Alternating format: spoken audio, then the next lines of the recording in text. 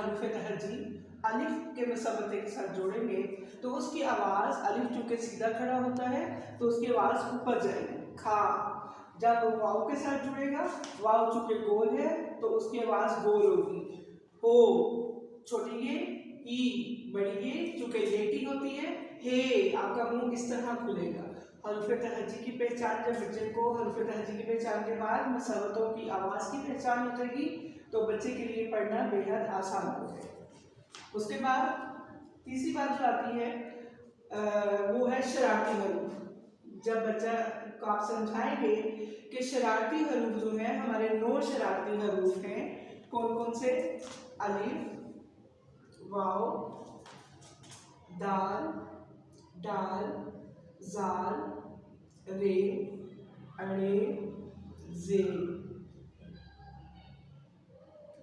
ये 9 शरारती हरूफ हैं। तो आप बच्चे को समझाएं कि बेटा जिस तरह कोई शरारती बहन भाई आ जाते हैं बच्चों में तो सब बच्चे बिखर जाते हैं, इसी तरह जब शरारती हरूफ जो हैं वो किसी भी लफ्ज़ के दरमियान में आते हैं तो वो लफ्ज़ टूट जाते हैं, वो लफ्ज़ एक दूसरे से जुदा हो जाते हैं। और इन लफ्ज़ों के हम पीछे तो लफ्ज़ जोड़ सकते हैं लेकिन इन लफ्ज़ों के हम आगे लफ्ज़ नहीं जोड़ सकते। अगर बच्चों का आप इंटरेस्ट डेवलप करना चाहें तो उन्हें ये बताएं कि जिस तरह शरारती बच्चे जो होते हैं उनको हम हमेशा पीछे से जाके पकड़ते हैं, वो फ्रंट से हमारे काबू में नहीं आते, सामने से हमारे काबू में नहीं आते, हम उन्हें नहीं पकड़ सकते।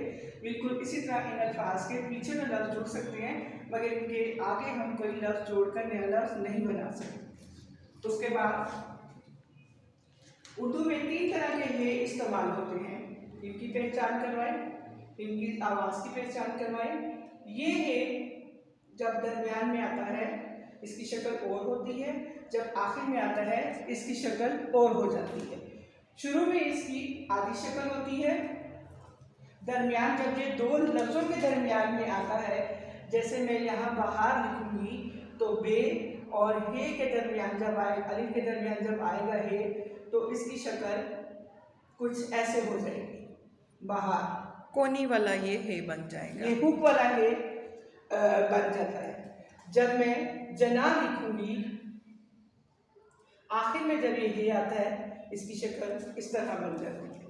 ठीक है, उसके बाद छोटी ये और बड़ी ये का इस्तेमाल बच्चों को समझाएं कि अल्फाज के दरमियान में जो ये आता है वो हमेशा छोटी ये इस्तेमाल होता है, वो बड़ी ये इस्तेमाल नहीं होती। बड़ी ये इस्तेमाल अल्फाज के आखिर में होता है। तो ये छोटी सी टिप्स हैं जो आप बच्चों को सिखा देंगे तो बच्चों के लिए छोटी जूनियर लेवल्स पर बच्चों को ये पढ़ते हुए बहुत इसको रिपीट करना चाहूँगी कि सबसे पहले हरूफ तहज्जी की पहचान करवाएं, क्योंकि हमारी उर्दू ज़ुबान में हरूफ तहज्जी जो है वो हमारी उर्दू ज़ुबान की बेसिक है, बुनियाद है।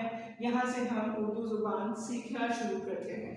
हरूफ तहज्जी की पहचान करवाएं, इसमें मनकूता और गैर मनकूता अल्फाज बताएं, सीन और स्वाद का फर्क बताएं, काफ और काफ का फर्क बताएं। जिस तरह आप बच्चों को समझाना चाहें कि सीन से हमेशा की आवाज़ निकलती है, सीन से सांप तो हमेशा सांप की आवाज़ निकलती। तो स्वाद पे जब आप बच्चे को बुलवाएंगे तो आप कहेंगे कि आपके मुंह से सीटी की आवाज़ निकल रही है, स्वाद। तो जब सीटी की आवाज़ निकलेगी तो वो लफ्ज़ स्वाद से शुरू होगा, जैसे सुबह। ठीक है, फिर हम आएंगे मुसव्वतों की आवाज़ की पहचान, फिर आप मुसव्वतों की आवाज़ का बताएंगे। मुसव्वतें अलिफ, वाव, छोटी ये, बड़ी ये। तो जब कोई भी हरूफ तहज्जी जो है वो मुसव्वतों के साथ जुड़ेगा तो उनकी आवाज़ कैसी होगी। अगर मैं खा लिख रही हूँ तो अलिफ की आवाज़ आएगी, खा, खड़ा अलिफ। हो, मुंह मेरा गोल हुआ तो वाव आएगी। ही, हंसी, यानी मुंह थोड़ा गोल हुआ तो छोटी ये, मुंह लंबा खुला है तो बड़ी ये। इसी तरह शरारती हरूफ का पहचान करवाएं कि ये 9 शरारती हरूफ हैं। इसकी मिसाल आप इस तरह दें कि जिस तरह शरारती बच्चे जब ग्रुप में दाखिल हो जाते हैं तो सब बच्चे बिखर जाते हैं, तो शरारती हरूफ जब हरूफ के दरमियान में आ जाते हैं तो हरूफ बिखर जाते हैं, टूट जाते हैं, एक दूसरे से अलग हो जाते हैं। फिर तीनों हे की जो पहचान है ये करवाएं कि हे जो है वो जब शुरू में आता है तो आधी शक्ल में आता है, जब आखिर में जाता है तो पूरी शक्ल में जाता है, जब दरमियान में जाता है तो हुक वाली शक्ल में आता है। जब हम भारी आवाज़ में निकालते हैं तो ये वाला है, ये जो है इसकी अपनी कोई आवाज़ नहीं होती, ये मुरक्कब अल्फाज में शामिल होता है। इसी तरह छोटी ये और बड़ी ये का इस्तेमाल बच्चों को सिखाएं।